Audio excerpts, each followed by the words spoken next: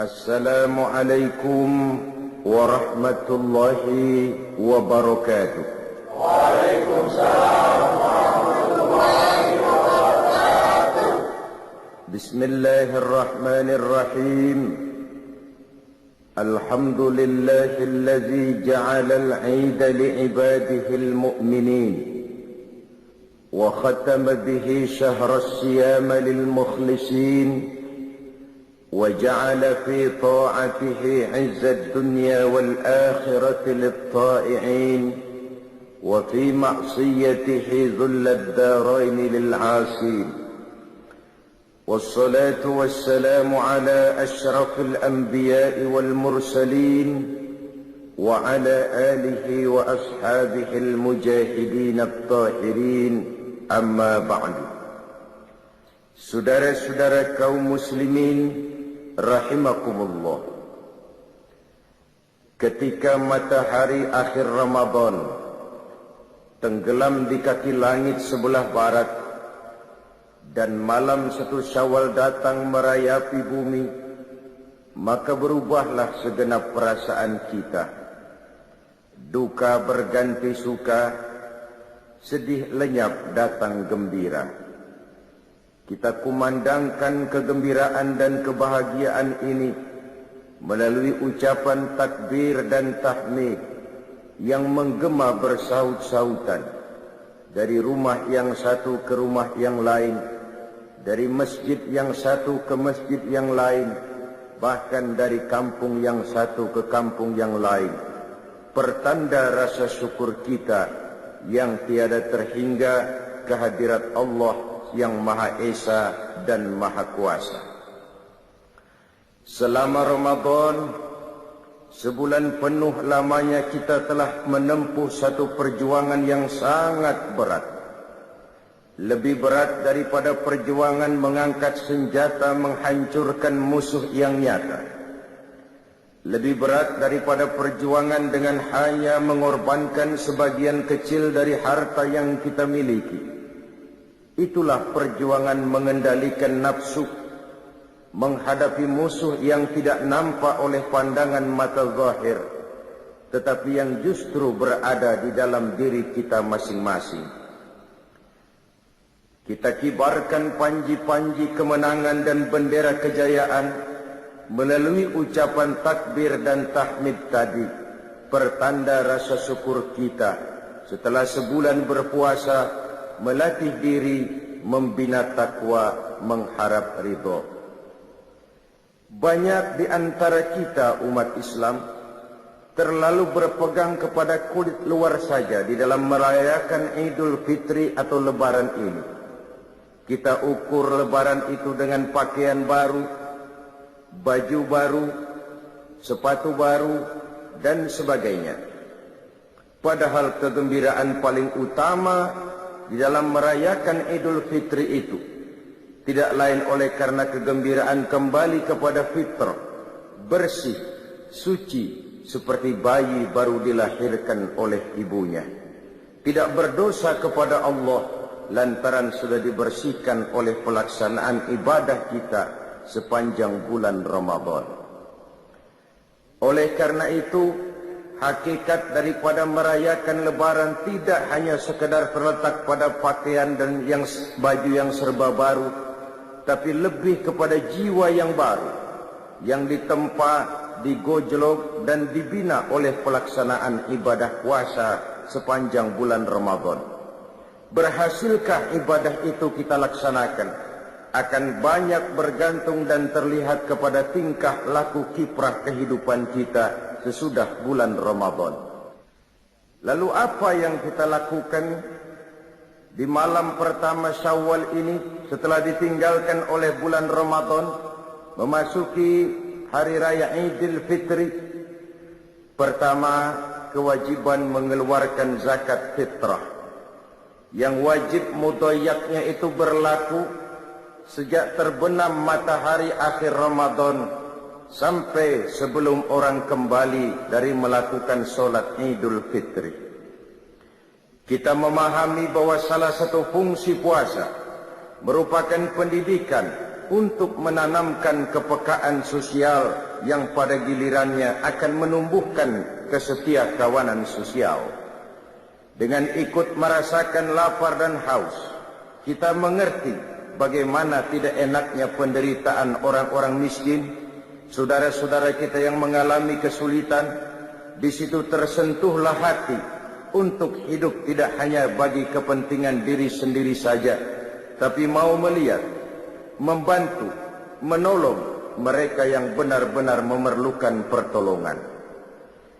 Adalah tidak mungkin melatih dan mendidik orang cinta kepada fakir miskin hanya sekedar lewat penataran, simposium, kongres, seminar, dibacakan makalah, dibicarakan tentang penderitaan dan kesulitan orang-orang miskin, tapi yang pidato orang kenyang semua, rasanya kepekaan sosial tidak lalu tumbuh karenanya. Islam dengan konsep puasanya seolah berkata, rasakanlah lapar haus enak atau tidak. Kalau kau tahu lapar haus tidak enak, laparmu sebentar, hausmu sekejap. Jika maghrib datang, lapar itu hilang, haus itu lenyap. Bagaimana saudara-saudaramu muslimin yang terkapar di kolong-kolong jembatan, yatim piatu yang merintih kelaparan, tiap hari merasakan seperti itu, tanpa tahu kapan hidup dan nasibnya akan berubah. Janda-janda tua, punya anak banyak, hidup pun miskin, perlu uluran tangan. Dan itu direalisir dengan kewajiban mengeluarkan zakat fitrah, yang tujuannya diantaranya adalah untuk membersihkan jiwa kita. Setelah ditempa dan digojol oleh pelaksanaan ibadah Ramadan, masih dibersihkan lagi dengan pembayaran zakat fitrah. Kemudian setelah zakat kita tunaikan, memperbanyak takbir. Adapun isi daripada takbir yang kita agungkan, yang kita kumandangkan di malam takbir itu, di malam pertama 1 Syawal itu, di antara inti isinya adalah La ilaha illallah ولا نعبد إلا إياه مخلصين له الدين ولو كره الكافرون. Tidak ada Tuhan selain Allah. La na'budu illa iyyah, kami tidak akan menyembah kecuali hanya kepada Allah. Mukhlisin, ibadah itu kami lakukan kepada Allah ikhlas semata-mata karena mengharap ridha Allah. Meminjam istilah Rabi'atul Adawiyah, ibadah tidak kita kerjakan karena mengharapkan surga dan tidak pula karena takut kepada neraka, tetapi semata-mata karena rasa cinta kepada Allah Subhanahu wa taala. Itu tingkat keikhlasan yang diajarkan oleh Rabi'atul Adawiyah. Kalau seseorang rajin beribadah cuma karena mengharapkan surga, barangkali kalau tidak ada surga, bubar ibadahnya. Kalau seseorang melakukan ibadah cuma karena takut kepada neraka, barangkali kalau tidak ada neraka juga orang tidak akan melaksanakan ibadah. Tapi kalau semata-mata oleh karena rasa cintanya kepada Allah, itulah tingkat keikhlasan yang tinggi adanya. Tidak ada Tuhan selain Allah. Kami tidak akan menyembah kecuali hanya kepada Allah sepenuh keikhlasan. Dikala miskin kita menyembah Allah, dikala menjadi orang kaya kita juga tetap menyembah Allah. Dikala kita orang biasa kita menyembah Allah, dikala kita naik punya jabatan dan kedudukan kita pun tetap menyembah kepada Allah. Bukankah sebagian besar kita menyembah Allah hanya dalam saat-saat kritis? Dikala kita merasa sedang perlu pegangan, objek seret, rezeki macet, muka pucat, pikiran empet. Dikala itu kita merasa perlu menyembah Allah. Tapi apabila diberikan pintu rizki yang luas, maka dalam sekejap kita lentur, luntur. Dan ini pernah disindir Allah dalam Al-Quran. Wa iza massal insana ad-durru da'ana li jambihi aw qa'idan aw qa'ima. Walamma kashafna anhu durrahu marra ka'an lam yad'una ila durrin massah. Apabila manusia ditimpa kesulitan, kata Allah, da'ana, mereka pun berdoa, memohon, meminta kepada kami. Doa itu mereka lakukan sambil duduk, berbaring, tidur, pendeknya dalam segala keadaan. Kalau datang kesulitan menimpa kita, seluruh posisi kita gunakan untuk membaca dan memanjatkan doa. Tetapi kata Allah, falamma kasyafna anhu durrahu, manakala kesulitan yang menimpa mereka telah kami hilangkan, manakala awan hitam yang menaungi mereka telah kami singkirkan, marra ka'an lam yad'una ila durrin massahu, mereka pun berjalan dengan sombongnya, seolah-olah sebelumnya tidak pernah bermohon dan meminta kepada kami. Ini adalah watak umum dari manusia. Hilang keikhlasannya, hanya memerlukan Allah dan agama pada saat-saat ia kepepet, menghadapi segala macam problema yang sulit terpecahkan. Dan apabila ia berada dalam satu kondisi yang luas, lapang, segalanya menjadi miliknya, ia pun berjalan dengan sombongnya, seolah-olah sebelumnya tidak pernah bermohon kepada Allah. Maka takbir yang kita kumandangkan mendidik dan mengajarkan kita untuk menyembah Allah dengan ikhlas dalam segala keadaan. Walau karihal kafirun, walaupun orang-orang kafir tidak senang dengan hal semacam itu. Orang-orang kafir tidak akan berpangku tangan sampai kita bergeser tidak lagi menyembah Allah Subhanahu wa ta'ala, tetapi ikut menyembah Tuhan mereka, ikut ke dalam agama mereka. Dan itu kita ikrarkan, apapun yang akan terjadi, kami tetap berkeyakinan tidak ada Tuhan selain Allah. Kami tidak akan menyembah kecuali hanya kepada Allah. Kami tidak akan pernah peduli orang-orang kafir tidak senang dengan hal seperti itu. Sekali bertuhankan Allah, selamanya tetap bertuhankan Allah. Selamanya sekali menyembah kepada Allah, selamanya kita akan tetap menyembah Allah. Tidak akan bergeser menjadi penyembah harta, pangkat, jabatan, kedudukan dan lain sebagainya. Konsisten dan konsekuen. Lalu yang kedua dari isi kandungan takbir yang kita kumandangkan itu, la ilaha illallah wahdah, tidak ada Tuhan selain Allah, Ia Maha Esa. Tidak beranak, tidak diperanakkan, tidak satupun yang bisa diserupakan dan diumpamakan dengan Dia. Sadaqa wa'dah, Allah Maha membenarkan segala janjinya. Allah Maha benar dengan segala janjinya, bahwa orang-orang yang beriman dan beramal soleh akan mendapat kebahagiaan di dunia dan di akhirat, bahwa orang-orang yang ingkar dan pembangkang akan menikmati juga azab yang teramat pedih. Allah Maha benar dengan segala janjinya. Tidak pernah sedikit pun Allah akan ingkar janji. Bahwa orang baik-baik akan ditempatkan di surganya, dan bahwa orang-orang jahat akan ditempatkan di nerakanya. Itulah janji Allah dalam kehidupan ini. Sadaqa wa'dah, Maha benar Allah dengan segala janjinya. Wa nasara 'abdah, dan Allah menolong hamba-hambanya, orang-orang yang benar-benar menghamba kepada Allah, menyembah Allah dalam suka dan duka, dalam miskin dan kaya. Allah akan menolong orang-orang seperti itu. Dan apabila pertolongan Allah datang, maka tidak satu tenaga pun lagi yang akan sanggup membahayakan kita. Marilah kita lihat perjalanan hidup Rasulullah sallallahu alaihi wasallam. Saudara lihat ketika perjuangan dimulai pada periode Mekah. Sebenarnya ya, kalau menurut perhitungan taktik dan strategi militer saja, mestinya ketika di Mekah itu Nabi Muhammad hancur. Hancur sehancur-hancurnya. Coba lihat, kurang apa Quraisy ketika periode Mekah. Kekuasaan mutlak di tangan mereka. Kurang apa? Itu yang namanya Abu Jahal, Abu Lahab, Abu Sufyan. Segala daya dan dana mereka kerahkan. segala kekuatan dan kemampuan mereka curahkan untuk menghancurkan Nabi. Sejak diteror mental dan fisik, difitnah, dicaci maki, dilontari kotoran unta, dikucilkan di kampung bernama Syi'ib, sampai terjadi kemufakatan untuk membunuh Nabi, terjadi kemudian peristiwa hijrah.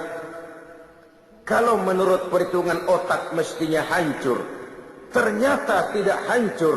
Itu jelas ada faktor X. Dan faktor X itulah yang kita istilahkan dengan nasrum minallah, pertolongan dari Allah subhanahu wa ta'ala. Tidak mungkin, kata kita. Mana bisa menurut kebiasaan. Impossible, kata rasio. Tapi kalau Allah menghendaki, rasanya tidak ada yang tidak mungkin kalau Allah sudah menghendaki. Nasara abdah, Allah menolong hamba-hambanya. Menolong dengan hamba-hambanya ini jangan terpisah. Allah menolong hamba-hambanya. Orang yang dengan konsekuen menyembah kepadanya dikala suka dan duka, selalu dalam pertolongan Allah. Oleh sebab itu, oleh seorang ulama kita diajarkan untuk takut kepada tiga. Allahumma inni akhafu minka, wa akhafu mimman yakhafu minka, wa akhafu mimman la yakhafu minka. Ya Allah, saya takut kepadamu. Ya Allah, saya takut juga kepada orang yang takut kepadamu. Ya Allah, saya juga takut kepada orang yang tidak takut kepadamu.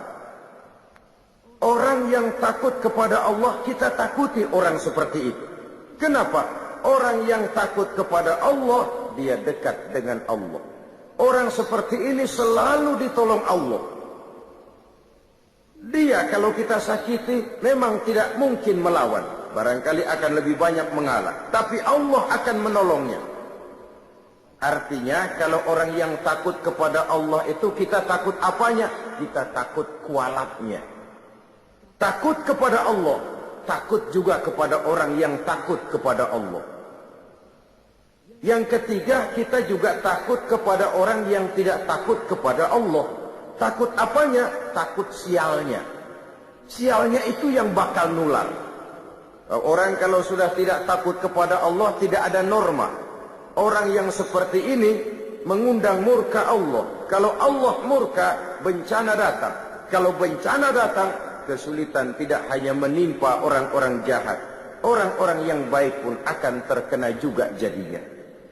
Karena itu yakinlah kita, selama melaksanakan ibadah Ramadan, kalau bukan pertolongan Allah, sulit sekali berjuang mengendalikan nafsu.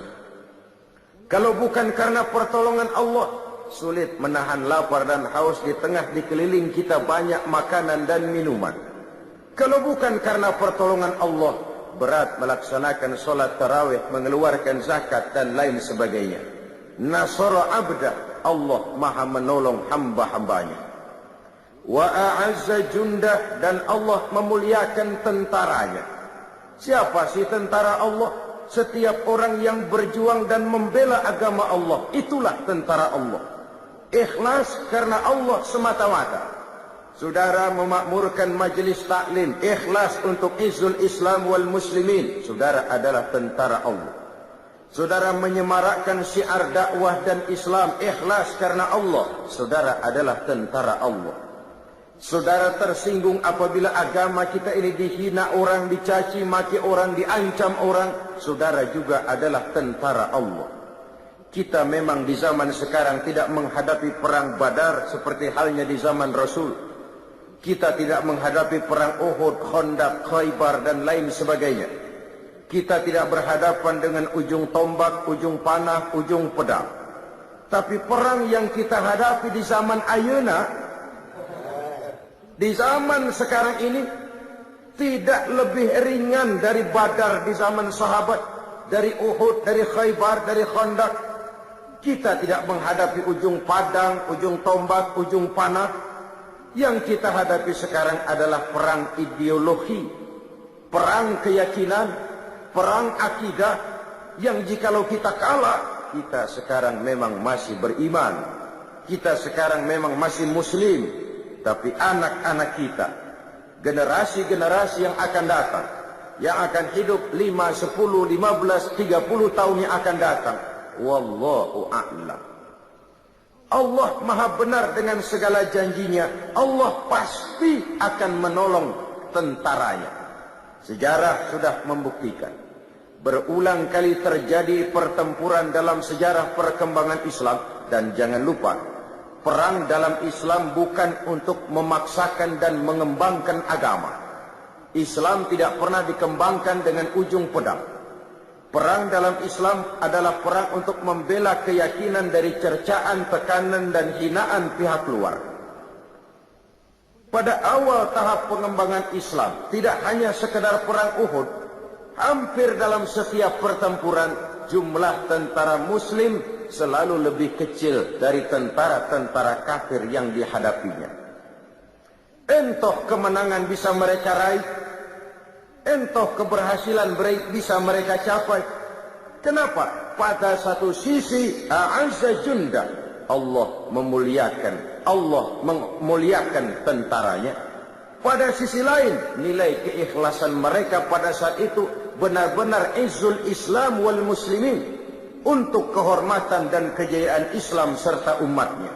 Terlepas dari keinginan mencari nama harum, mengejar pangkat dan jabatan, apalagi mengejar-ngejar harta, dari keikhlasan inilah pertolongan itu datang. Dari keikhlasan inilah mereka mendapat kemenangan. Ma'asyiral muslimin rahimakumullah. Oleh karena itu, yakinlah kita, sekali kita mempersiapkan diri menjadi tentaranya Allah, Allah pasti akan memuliakan tentaranya. Dan tentara Allah itu tidak perlu pakai seragam resmi, tidak perlu bernaung di bawah bendera tertentu. Kita bisa pakai segala macam baju, kita bisa pakai segala warna bendera. Asal niat dan motivasi kita berjuang untuk kejayaan Islam dan muslimin, ikhlas karena Allah, kita adalah bala tentara Allah. Nahnu junudullah, kita adalah pasukan-pasukan dan tentara-tentara Allah. Allah muliakan tentaranya, Allah angkat derajat pasukannya.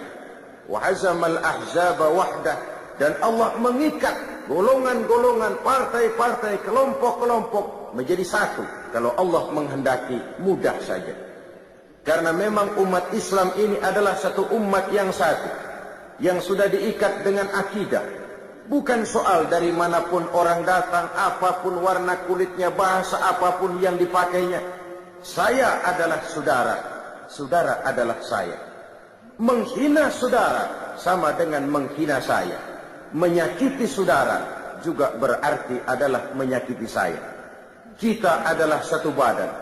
Apabila yang satu sakit, yang lain akan ikut merasakan sakit. Sudah waktunya kita menggalang kebersamaan. Islam milik rame-rame. Harus kita jaga rame-rame, harus kita belain rame-rame.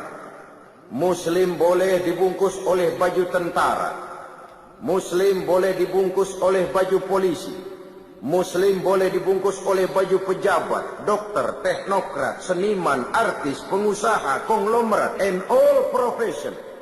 Silakan. Tapi baju apapun saja yang membungkus badannya, jiwa dan semangat Islamnya tidak boleh luntur oleh baju yang membungkus badannya, lalu mampu menjalin kebersamaan. Dia sanggup berkata, saya camat, tapi saya Muslim.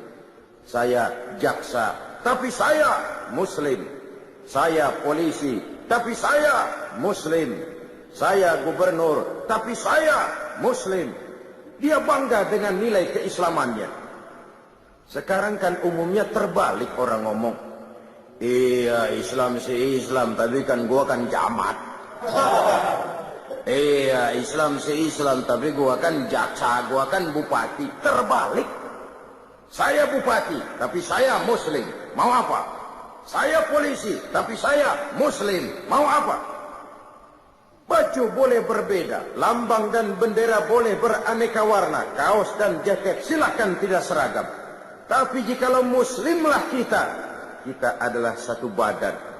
Harus saling memperkuat satu dengan yang lainnya. Marilah kita menjadi tentara-tentara Allah. yang siap bukan hanya sekedar mengorbankan harta, tenaga, pikiran, waktu, bahkan nyawa ini pun jikalau memang diperlukan, bismillah, lillah, siap kita berikan untuk izzul Islam wal muslimin ini. Selama Ramadan kita juga sudah menjadi tentara-tentara Allah, berjuang mengendalikan nafsu, dan itu perjuangan yang lebih berat kata Nabi dari perang Badar. Seorang yang besar badannya, tinggi pangkat dan jabatannya, berenteng titelnya, bukan merupakan jaminan bahwa orang itu akan mampu mengendalikan hawa nafsunya. Makin tinggi kualitas iman, makin tinggi status sosial, akan semakin berat bisikan hawa nafsu. Kita rayakanlah kemenangan perjuangan mengendalikan dan melawan hawa nafsu ini melalui ucapan takbir dan tahmid yang menggema bersaut-sautan. Rasa syukur, memuji, rasa tafakur kita kepada Allah Subhanahu wa ta'ala. Lalu di pagi hari 1 Syawal berangkat kita melaksanakan sholat Idul Fitri. Kalau sholat Idul Fitri rasanya tidak perlu digalakkan. Kenapa? Yang kagak sembahyang juga bakalan keluar tuh hari mah. Pokoknya biar subuh kagak, Idul Fitri mah kudu. Saudara hadirin yang saya hormati, baiklah, itu toh masih lebih baik daripada tidak sholat sama sekali. Itu masih lebih baik.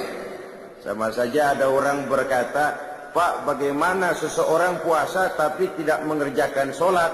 Saya katakan, puasa tapi tidak sholat masih lebih baik daripada tidak sholat juga tidak puasa. Itulah kalau kita melihat dengan kacamata putih bahwa seseorang menjadi baik itu lewat proses. Tidak bisa orang dari salah kepada soleh dengan hanya sin salabim abragdabra. Ya walaupun kalau hidayah datang bisa saja, tetapi secara umum itu harus melalui proses. Dan prosesnya tentu bertahap, step by step. Taruh katalah dia belum senang sholat 5 waktu, tapi kalau Idul Fitri kan getol. Iya dah, Idul Fitri dah. Biarin dah, dandan habis-habisan, mandi juga pakai air kembang. Pakai kris kraton. Membelain Idul Fitri, padahal cuma sekedar sholat sunnah saja. Tapi baiklah, karena dari segi syiar ini pun baik. Apalagi dilaksanakan di lapangan, di tempat-tempat terbuka. Sehingga baik sekali kalau ada musola-musola kecil bikin panitia gabungan dilaksanakan di satu tempat. Ini kadang-kadang satu RW ada 15 musola, 15-15-nya bikin sembahyang ini. Main gengsi-gengsian. Pokoknya langgar gua kalau kagak bikin id kagak sah. Sono bikin, sini bikin, akhirnya perang speaker. Tinggal orang bengong mau sembahyang kemana. Akan lebih baik kalau dikoordinir, merupakan satu tempat yang luas, yang lebih menyemarakkan syiar. Inilah umat Islam. Kami ada, kami hadir, dan kami punya eksistensi. Saudara hadirin, ma'asyiral muslimin, rahimakumullah.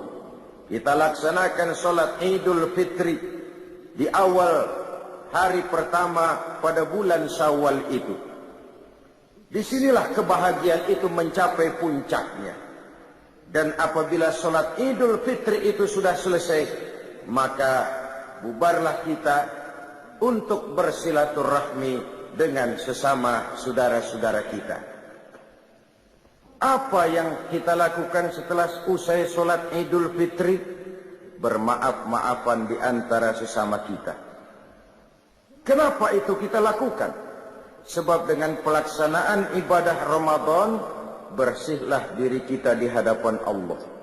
Jikalau ibadah puasa kita benar, kita kembali bersih seperti bayi baru dilahirkan oleh ibunya. Tidak punya dosa kepada Allah lantaran sudah dilebur oleh ibadah Ramadan. Saudara-saudara kaum muslimin rahimakumullah. Tinggal lagi dosa dan kesalahan kita di antara sesama manusia yang Allah belum akan memberikan maaf jikalau kita belum meminta maaf kepada yang bersangkutan. Dan yang lebih utama untuk dimintakan maaf dan ridhonya tidak lain adalah orang-orang tua kita, kaum kerabat, keluarga, sanak famili, teman, andai tolan, dan seterusnya. Dengan harapan, baiklah hubungan kita kepada Allah dan baik juga hubungan kita kepada sesama manusia. Kita adalah zon politiker, makhluk sosial yang hidup bermasyarakat. Dalam pergaulan sehari-hari, entah kecil, entah besar, entah sengaja, entah tidak, tentu kita pernah tersilap berbuat salah. Pada kesempatan itulah kita meminta saling memberi maaf. Disinilah hakikatnya kebahagiaan Idul Fitri. Pada kemenangan mengendalikan nafsu setelah berpuasa. Pada sikap saling maaf memaafkan. Kalau hanya sekedar pakaian baru, baju baru, makanan baru, sendal baru, mobil baru, istri baru, saya kira itu satu kebahagiaan semu. Saya tidak bisa mengerti bagaimana orang merayakan Lebaran begitu gembira dengan baju baru, sepatu baru, makanan serba ada, tapi puasanya amburadul, tarawihnya tidak pernah. Kebahagiaan apa yang dirayakan dalam kondisi seperti itu? Kebahagiaan semu, tidak lebih daripada kebahagiaan lipstik yang cuma sekadar kulit luarnya saja. Maka isi daripada berlebaran adalah berhalal bihalal, bersilaturahmi. Sebab itulah tradisi orang-orang tua kita baik sekali. Kalau hari raya itu anaknya dibawa semua berkunjung, diperkenalkan, inilah pamanmu, inilah keponakanmu, inilah saudaramu, ini yang encing, sebelah sono encang, sebelah sini encung, engkong, engkang, engkeng. Sehingga apa yang dikenalkan pada saat kecil akan terus teringat setelah anak menjadi besar. Oh, ini paman saya, oh itu ibu saya. Dinyalakan obor kekeluargaan sehingga jaring-jaring kekeluargaan tetap ingat dengan lekat dalam hatinya. Pan kalau anak-anak kita mau sekarang mendingan diajak ke kebun binatang daripada lebaran ke rumah keluarganya. Apa enak disuruh ngeliatin uak. Saudara hadirin yang saya hormati, tentu dari segalanya kita menuntut nilai plus, nilai lebih dari sebuah silaturahmi. Untuk itu Rasulullah Shallallahu Alaihi Wasallam pernah mengajarkan ada 3 sifat utama yang merupakan nilai lebih dari kehidupan seorang muslim, yaitu an tu'tiya man haramaka wa tasila man qata'aka wa tuhsina ila man asaa ilaika. Ini 3 nilai utama yang mencerminkan kelebihan jiwa seorang muslim daripada lainnya. Pertama, an tu'tiya man haramaka, memberikan sesuatu kepada orang yang pelit kepadamu. Ada orang kita tahu banget pelit banget sama kita, dari luar negeri pelitnya. 17 setan. Apanya aja susah. Pelitnya luar biasa. Kalau mau banda orang rakus banget. Tapi kalau dia sendiri buat keluar udah buntut gasiran bener. Sedikit pun gak mau keluar. Kita tahu ini orang bakhil, pelit, kikir, medit, koret, buntut gasiran. Tapi kepada orang seperti itu kita bisa berbuat baik. Dalam takbiran bawain ketupat, kan dia bingung. Ini orang gue pelit banget, gue dibawain ketupat. Dia bingung, salah tingkah. Tapi di situ nilai plus. Kalau kita sedekah kepada orang yang memang juga suka memberi kepada kita, itu wajar, itu harusnya, itu idealnya. Tapi bisa bermurah tangan kepada orang yang nyata-nyata pelit. Nah itu yang nilai plus, itu yang luar biasa. Kalau kita kan yang enak seri. Lo gampar dah, gue tabok. Pas itu harga bandrol. Dan itu juga tidak tertutup peluang begitu, sebab Quran mengajarkan wa jazaa'u sayyi'atin sayyi'atun misluha. Balasan satu kejahatan adalah kejahatan yang seimbang. Tapi ayat ini masih bersambung. Faman afa, barang siapa yang memberi maaf. wa aslaha, dan mencari jalan damai, wa ajruhu 'ala Allah. Itu yang terbaik dan itu yang akan mendapat pahala dari Allah. Memberikan kepada orang yang bakhil. Yang kedua, wa tasila man qata'aka. Bersilaturahmi dengan orang yang memutuskan hubungan denganmu. Wah, ini kan susah banget ini. Orang marah sama kita mau biasa aja, tetap datang, tetap silaturahmi. Karena itu Nabi mengajarkan dua orang muslim apabila bertemu, yang terbaik adalah yang lebih dulu memberi salam. Biar dia mudaan, asal lebih dulu memberi salam, itu yang lebih baik ketimbang yang tua. Kita kan kadang-kadang sok gengsi, pengen tahu lu salam ke gani, kalau lu diem gua antepin aja dah. Bukan begitu yang diajarkan Nabi. Wa khairuhum allazi yabda'u bisalam. Apabila dua orang muslim bertemu, yang terbaik di antara keduanya yang lebih dahulu memberi salam. Bersilaturahmi dengan orang yang memutuskan hubungan dengan kita. Nyata-nyata dia marahin kita, dia benci kita, dia keselin kita. Kita menganggap nggak ada apa-apa deh. Lagian kalau orang keselin kita pikirin ampun. Ya Allah, gua diginiin, bengek dah. Mati aja dah. Lebih baik kita anggap nggak apa-apa. Lebih baik kita anggap itu hal yang wajar.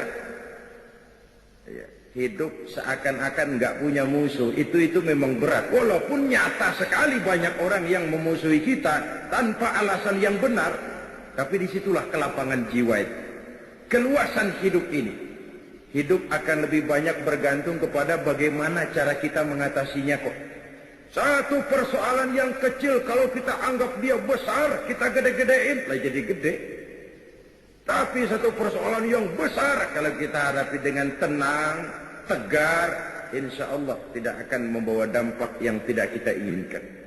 Hidup akan banyak bergantung kepada cara bagaimana kita mengatasinya. Bersilaturahmi dengan orang yang nyata-nyata marah sama kita. Yang ketiga, nilai plus itu, nilai tambah itu, wa tuhsina ila man asaa ilaika. Engkau berbuat baik kepada orang yang berbuat jahat terhadap dirimu. Nah, ini kan susah banget ini. Nah, orang jahatin kita kudu baik sama dia. Tapi disitulah nilai plus itu. Dan suasana Syawal, suasana Idul Fitri, suasana Lebaran, satu suasana di mana sangat memungkinkan kita untuk mencari nilai plus seperti ini. Ditambah oleh satu dialog, satu hari ketika sedang kumpul dengan para sahabat, baginda Rasulullah Sallallahu Alaihi Wasallam pernah bertanya, "Atadruna manil muflis?" Saudara-saudara, tahukah saudara-saudara siapa orang muflis? Orang bangkrut, orang sial, orang yang tidak beruntung itu siapa? Macam-macam jawaban sahabat. Di antaranya ada yang jawab, "Ya Rasul, al-muflisu fina man la dirham lahu wa la mata'." Menurut pendapat kami ya Rasul, orang sial, orang bangkrut, orang yang tidak punya dirham, tidak punya uang, tidak punya harta. Ini jawaban sebagian sahabat, dan kayaknya ya begini jawaban sebagian besar orang sekarang. Siapa yang banyak duit? Raja. Yang nggak punya duit? Selamat bengong. Apalagi udah dekat lebaran kayak begini, orang udah pada kalap. Yang mau pulang mudik, yang pegawai negeri, gajinya kecil, anaknya banyak, palanya ngebet. Konsentrasi ibadah mulai buyar. Begitu jawaban sahabat dan begitu jawaban banyak orang. Uang adalah raja. Orang yang banyak duit sama yang kagak punya duit, jangan gaya hidupnya, jalannya aja lain. Baru jalannya udah lain. Ya sama juga orang kalau kerja di bangunan, lihatin dah. Hari Rebo sama hari Sabtu jalannya lain. Hari Sabtu mau gagah uang ada nyingsot lagi. Kenapa? Ada yang dikantongin. Ini sugesti. Sampai seorang penyair Arab pernah bilang, Uang itu di mana-mana. Taksur rijala mahabatan wa jalalah. Bikin gagah orang yang memilikinya. Dia adalah lidah yang paling ampuh bagi orang yang mau bicara. Dia adalah senjata yang paling tangguh bagi orang yang mau maju ke medan perang. Tapi apakah itu yang dimaksud Rasul? Beliau menjawab, bukan itu. Orang yang sial bukan orang yang enggak punya duit. Orang yang bangkrut bukan orang yang enggak punya harta. Lalu siapa ya Rasul? Innal muflisa min ummati, orang-orang yang sial yang bangkrut dari golongan umatku. Rasul tidak bicara Yahudi, Nasrani, Majusi, umatku. Kita ini. Siapa mereka? Kata Rasul, mayyati yaumal qiyamah bisolatin wa siyamin wa zakatin. Orang yang di hari kiamat nanti datang menghadap Allah dengan membawa pahala puasa, pahala zakat, pahala solat, semua dia bawa. Dia setorkan kepada Allah. Tuhan, ini pahala sembahyang saya. Nih puasa yang sembahyang wajib, nih yang sunnah. Belah mari rawatib, belah sini nawafil, laporan, selesai. Tuhan, ini pahala zakat saya. Tuhan, ini pahala puasa saya. Ini yang puasa Ramadan, ini yang puasa sunnah 6 hari bulan Syawal, ini yang puasa Senin Kemis, ini yang puasa Nazar. Di satu pihak dia datang menyetorkan amal kebajikan. Tapi di lain pihak kata Nabi, wa ya'ti qad syatama haza. Dia juga datang bawa dosa karena pernah mencaci maki orang lain. Wa qazafa haza, pernah memfitnah orang lain. Wa akala mala haza, pernah memakan harta orang dengan cara yang zalim. Wa syafaka dama haza, pernah mengalirkan darah orang lain tanpa alasan yang benar. Kalau ini yang terjadi, di satu pihak datang membawa pahala kebaikan, di lain pihak datang membawa dosa karena menyangkut urusan manusia, apa yang terjadi? Lagi enak-enak dia laporan, Tuhan nih pahala sembahyang saya nih. Datang orang dari sebelah kirinya, ntar dulu Tuhan. Apa mas? Ini orang memang benar tukang sembahyang. Cuma waktu di dunia saya pernah dicaci maki tanpa salah. Di depan umum habis dibikin malu saya, diperong muka saya. Hancur hati saya. Karena kelemahan saya tidak sanggup menuntutnya di dunia. Sekarang saya menuntut keadilan. Benar. Ini orang pernah kamu caci maki. Benar Tuhan. Kamu belum sempat minta maaf sama dia. Benar Tuhan. Iniin pahala sembahyang lo tuh. Kasihin tuh orang yang kamu caci maki. Habis orang yang mencaci maki, datang lagi yang lapor. Tuhan, ini orang memang tukang puasa. Tapi ketika di dunia saya pernah difitnah. Hancur nama baik saya karena fitnahnya. Di dunia saya tidak bisa menuntut. Sekarang saya menuntut keadilan. Benar Tuhan. Kamu belum minta maaf sama yang bersangkutan. Belum Tuhan. Siniin pahala puasamu, kasih orang yang kamu fitnah. Datang lagi Tuhan, dia memang tukang bayar zakat, sedekah rajin, tapi nyolongnya lebih gede dari sedekahnya. Harta saya dimakan dengan cara yang zalim, saya menuntut keadilan. Betul. Ayo pahala zakatmu kasih orang yang kau makan hartanya dengan cara yang zalim. Fa in faniyat hasanatuhu qabla an yuqda ma alaihi. Jikalau kebaikannya sudah habis dituntut, sedangkan dosa belum tertutup, tagihan datang terus. Ibarat orang dagang, modal bures, tagihan utang bejibun. Kan ngebet pala, bangkrut. Apa yang terjadi? Dosa orang yang kita fitnah, kita caci maki, kita makan hartanya dengan zalim, diambil, diberikan kepada kita. Apa enggak bangkrut? Sudah pahala dipretelin, dosa dibagiin. Kenapa bisa terjadi begini? Orang ini cuma baik hubungannya kepada Allah, tapi tidak baik hubungannya kepada sesama manusia. Hablum minallahnya hebat, tapi hablum minan nasnya acak-acakan. Akhirnya dia jadi bangkrut di padang mahsyar dan di akhirat nanti. Oleh karena itu agama mengajarkan dan menuntut keseimbangan. Baik hubungan kita kepada Allah dan baik juga hubungan kita kepada sesama manusia. Momentum di bulan Syawal merayakan Idul Fitri isinya adalah silaturahmi. Silaturahmi adalah media untuk memudahkan komunikasi. Dengan terwujudnya komunikasi, maka banyak hal yang bisa kita lakukan. Itulah sebabnya Rasulullah sallallahu alaihi wasallam memberikan peringatan keras kepada umatnya. Beliau bersabda, "Isnani la yanzurullahu ilaihima yaumal qiyamah." Ada dua golongan manusia yang di hari kiamat nanti tidak akan dipandang oleh Allah, tidak akan diopeni oleh Allah, alias didiemin, diantepin, diliatin aja. Orang pada diopenin, dia enggak. Subhanallah. Saudara-saudara, di dunia ini kita didiemin aja mau mertua udah bingung. Ini mertua gua kenapa nih kalau salah ngomong nih mah diem aja. Bingung kita. Di padang mahsyar didiemin oleh Allah dua golongan manusia. Siapa mereka? Pertama, qati'ur rahim, orang yang suka memutuskan silaturahmi, orang yang demen banget sama marahan. Ada aja nyari-nyari gara-gara. Kalau setengah hari kagak marah, ngebet palanya. Orang kayak begini di akhirat nanti tidak akan diopeni oleh Allah. Yang kedua, wajarus su'i, tetangga yang jahat dengan tetangganya. Tidak pernah aman tetangga sebelahnya, baik dari gangguan tangan, lidah, ataupun anggota badannya yang lain. Kunjung mengunjungi dari rumah satu ke rumah yang lain, dari keluarga yang satu ke keluarga yang lain, menandakan kegiatan di hari raya Idul Fitri itu. Selebihnya adalah menjaga semangat Ramadan. Ini yang terpenting. Kalau pelaksanaan ibadah puasa kita berhasil, maka itu akan membentuk jiwa, semangat, dan gaya hidup sesudah Ramadan.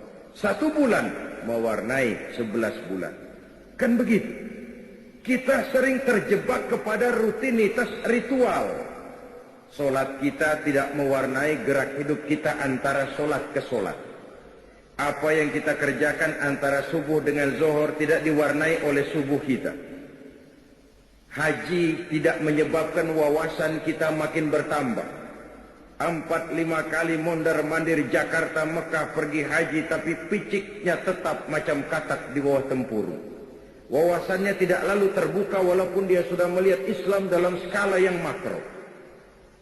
Ketekunan puasanya tidak menyebabkan kesetia kawanan sosialnya lalu tumbuh. Zakat yang dia keluarkan bahkan merasa bahwa dia lebih hebat dari orang yang menerima. Padahal belum tentu.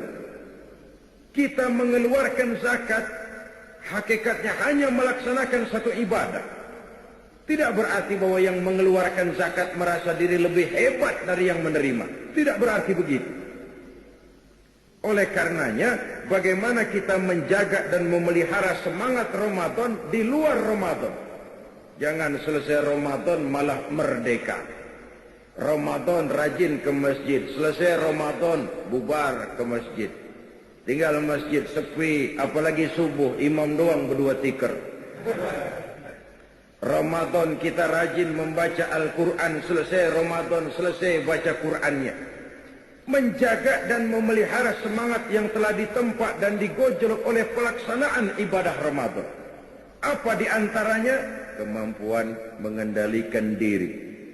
Jangan lupa unsur pengendalian diri pada saat Ramadan bukan hanya pada waktu siang ketika berpuasa, tapi justru pada waktu malam. Kenapa? Malam setelah maghrib datang kondisi sudah serba memungkinkan. Kalau siang mah memang jelas makan nggak boleh, minum nggak boleh. Wajar kalau di situ kita bisa mengendalikan diri. Tapi jika maghrib datang, makan udah boleh, minum udah boleh, ngerokok udah boleh. Disitulah unsur pengendalian diri pada saat kondisi yang memungkinkan. Realita kehidupannya kita lihat. Banyak orang yang bisa memulai sesuatu dengan baik, tapi sedikit yang mengakhirinya dengan baik. Memulai dengan sesuatu dengan baik itu penting, tapi mengakhirinya dengan baik itu jauh lebih penting. Sebab yang akhir itu yang akan sangat menentukan. Itu yang dalam bahasa agama disebut dengan husnul khatimah. Lahir sebagai santri, dibesarkan di tengah keluarga santri, dididik secara santri. Begitu remaja merantau ke kota besar, kena angin kota besar celeng, tenggelam di lembah maksiat, noda dan dosa, mabuk tiap malam, zina, hobi, judi, enggak karu-karuan. Dikala itu ajal datang merenggut nyawa. Itu yang disebut su'ul khatimah, jelek pada akhirnya. Sebaliknya tidak mustahil ada bajingan lahir di tengah keluarga buajing, dididik dan dibesarkan secara bajingan, masa remajanya enggak karu-karuan, masa mudanya habis di tempat kelabu. Tapi satu saat hidayah datang, dia taubat dengan sebenar-benarnya, berurai air matanya dikala sujud menghadap Allah, disesalinya segala dosa dan perbuatannya yang telah lalu. Dia berjanji tidak akan mengulangi lagi. Dikala kondisi seperti itu ajal datang merenggut nyawa, dia mendapat husnul khatimah, baik pada akhirnya. Bukankah puasa membentuk stabilitas temperatur batin, agar seseorang tidak hanya bisa memulai sesuatu dengan baik, tapi juga bisa mengakhirinya dengan baik? Apa gunanya mulanya doang pahlawan, belakangannya jadi maling? Lebih baik maling duluan tapi belakangan diakui sebagai pahlawan. Kayak Robin Hood, kayak Pitung. Itu Pitung kan maling, itu Pitung. Cuman yang dia rampok penjajah kaya, tuh harta dibalikin kepada orang miskin. Oleh penjajah dia diisukan sebagai perampok, tapi oleh rakyat dia dianggap sebagai pahlawan. Mendingan dianggap maling baru kemudian jadi ternyata pahlawan, ketimbang disanjung sebagai pahlawan besar, pemimpin besar, ternyata belakangan maling besar. Memulai sesuatu dengan baik itu penting, mengakhirinya dengan baik itu jauh lebih penting, dan puasa mengarahkan kita ke sana. Lalu sikap hidup sesudah Ramadan, sabar, ulet, dan tahan uji. Itu kan gemblengan puasa. Biar lapar melilit perut, biar haus mencekik tenggorokan. Kalau maghrib belum datang, jangan sentuh itu makanan, jangan ambil itu minuman. Tunggu sampai timingnya tepat. Ini kan pendidikan juga. Zaman sekarang ini banyak orang pengen cepat kaya, tapi tidak sabar. Akhirnya menghalalkan segala cara, renten ditenggak, orang lain ditipu, judi jadi kerjaan sehari-hari, tuyul dirawatin. Pengen cepat naik pangkat tapi enggak sabar, akhirnya jilat atas, injek bawah, sikut kiri kanan, enggak peduli teman jadi lawan jadi teman, yang penting pangkat naik. Pengen cepat terkenal tapi enggak sabar bikin yang aneh-aneh. Kan orang sekarang mah pakai pepatah Arab tuh, bul ala zamzam fatu'raf katanya. Kalau pengen cepat ngetop, kencingin aja sumur Zam-Zam. Bakal terkenal ke seluruh dunia, terkenal gilanya. Artinya apa pepatah ini? Kalau pengen cepat terkenal, bikin yang aneh-aneh, yang orang lain kagak kerjain tuh kerjain dah. Perkara pantas nggak pantas nomor 18, yang penting ngetop dulu. Dicari yang aneh, baju yang paling aneh yang bagaimana nih, coba bikin. Rambut yang paling aneh yang bagaimana nih, buntut tikus, coba bikin. Ini sepatu yang paling aneh yang bagaimana, ngikut, mau pantas kek, mau kagak kek, urusan nanti. Yang penting ngetop aja dulu. Puasa melatih kita sabar. Hidup ini cuma nunggu giliran. Di balik musibah selalu ada hikmah. Cuma mata kita yang sering tidak bisa menerima kenyataan, tidak mengerti rahasia di balik sesuatu. Hidup cuma sekadar nunggu giliran. Ada saat datang, ada saat pergi. Ada yang lahir, ada yang mati. Sekarang dia miskin, esok dia naik ke atas memegang peranan. Hari ini dia di atas, lain hari dia turun ke bawah. Wa tilkal ayyamu nudawiluha bainan nas.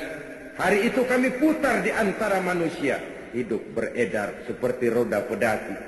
Makanya kata orang-orang tua dulu, kalau lu lagi sehat, kudu ingat-ingat bakal sakit. Kalau sakit, kudu ingat-ingat bakalan sehat. Kalau hidup, kudu ingat-ingat bakalan mati. Kalau kaya kudu ingat-ingat bakalan miskin. Kalau nggak ingat begitu, kita akan terjebak akhirnya jadi Fir'aun kecil. Yang kaya berusaha sekuat tenaga agar jangan sampai jatuh miskin. Yang sudah punya kedudukan berusaha sekuat tenaga agar tidak turun-turun. Maka bergantungnya kepada manusia makin kuat. Padahal makin kita gantungkan hidup kepada manusia, semakin harus bersiap kita untuk kecewa. Kan begitu katanya rezeki. Ya rezeki itu kan pangkat, harta, jodoh. Itu kayak bayangan. Kita diam, dia diam, kita lari kencengan dia. Sehingga orang sering mengeluh, dasar yang bukan rezeki. Ubok-ubok kagak dapat. Begitu gue diam orang bawain. Itu yang namanya misteri. Oleh karena itu, sabar, ulet, dan tahan uji. Tidak mudah putus asa, tidak mudah ditlek, tidak mudah frustasi, lapang jiwa, luas pandangan, dan selalu husnuzon, baik sangka kepada Allah Subhanahu wa ta'ala. Itu sebabnya Nabi pernah menjamin, ajaban li amril muslim, inna amrahu kullahu lahu khair. Aku heran urusan umat Islam ini. Segala persoalan baik bagi dia kalau dia nggak salah terima. Itu aja kuncinya. Kalau dia miskin, dia berkata, alhamdulillah kita miskin. Mudah-mudahan di akhirat nanti pemeriksaannya kagak lama-lama kayak orang kaya. Nah kan enak itu. Nah miskin apaan yang mau dikebet, emang yang mau diperiksa kagak. Tapi kalau dia kaya, alhamdulillah saya diberikan amanah harta. Mudah-mudahan harta ini bisa menunjang ibadah saya kepada Allah. Dalam posisi kaya, alhamdulillah. Dalam posisi miskin, alhamdulillah. Ajaban li amril muslim, inna amrahu kullahu lahu khair. Aku heran urusan orang Islam. Semua perkara bisa jadi baik bagi dia. Kalau dia nggak salah tanggap, kalau dia nggak salah terima. Mampu melihat hikmah di balik musibah. Sabar, ulet, dan tahan uji. Lalu sikap mental sesudah Ramadan menjadi manusia yang ikhlas, berbuat tanpa pamrih. Kenapa? Karena puasa memang ibadah abstrak. Kita tidak dapat sugesti kalau kita puasa. Kalau sholat kelihatan orang rada semangetan emang. Bayar zakat, nyantunin yatim, apalagi pakai panggil wartawan, di shot dengan televisi, kelihatan kita pemurah ngasih orang. Wah, unsur sugestinya besar. Haji, apalagi haji, sekampung orang nganterin, udah kayak jenderal gitu. Orang haji itu kan perginya pulangnya raja. Unsur sugestinya besar. Tapi puasa, siapa yang mau nyemangetin puasa? Oh, puasanya hebat, puasanya hebat. Apa yang hebat orang nggak kelihatan. Unsur sugestinya kurang. Kalau toh kita laksanakan, itu tidak lain karena panggilan iman semata-mata. Maka puasa ini sulit terserang penyakit riya. Ibadah-ibadah yang lain oleh karena kelihatan orang, dia mudah terserang oleh penyakit riya. Karena itulah seharusnya jiwa yang digojlok, dibina dan ditempa oleh pelaksanaan ibadah Ramadan semakin membuat manusia mampu untuk berbuat tanpa pamrih. Ikhlas karena Allah lebih mengutamakan kepentingan orang banyak daripada kepentingan pribadi, keluarga, dan golongan. Kalau tidak, kita akan terserang penyakit tamak bin rakus alias serakah. Ini juga sudah digambarkan oleh perjalanan puasa. Coba aja kalau lagi mau menggerib bulan puasa, kira-kira jam 4, jam 5. Rasanya apaan aja mau kita minum, apaan aja mau kita makan. Minuman udah berjejer kayak orang antri. Makanan, segala macam makanan ada di atas meja. Rasanya kalau boleh orang lain jangan kebagian. Kalau bisa semuanya saja buat saya, orang lain gak usah. Begitu menggebu. Padahal jika maghrib datang, seteguk air, sepotong roti, 2-3 butir korma, kenyang itu datang. Kemana keinginan yang tadi begitu menggebu? Itu nafsu namanya. Dan mental seperti inilah yang sangat menghambat bagi terwujudnya usaha pemerataan pembangunan di Republik Indonesia ini. Sehingga kue-kue pembangunan itu tidak terbagi secara merata. Yang di atas gede, ke bawah kecil, makin netes, makin dikit. Kenapa? Akibat adanya mental tamak bin rakus alias rakah. Orang lain nggak boleh kebagian. Oleh puasa kita dididik untuk sederhana. Kenapa? Karena kita menyadari bahwa kalau sudah kena seteguk air, sepotong roti, 2-3 butir kurma, kenyang itu datang. Nafsu memang tidak pernah kenal puas, tidak pernah kenal cukup, dan tidak pernah kenal berhenti. Memperturutkan hawa nafsu sama saja dengan minum air laut. Semakin diminum, semakin haus tenggorokan, semakin kering tenggorokan dibuatnya. Oleh karena itu, marilah kita rayakan Idul Fitri ini dengan saling berhalal bihalal, bersilaturahmi, bertakbir, dan menjaga semangat Ramadan untuk kita terapkan di luar bulan Ramadan.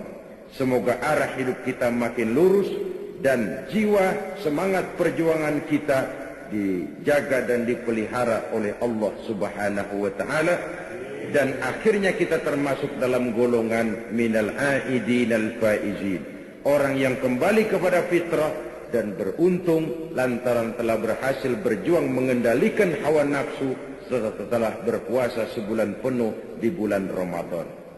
Ini saja yang dapat saya sampaikan pada pertemuan kita kali ini.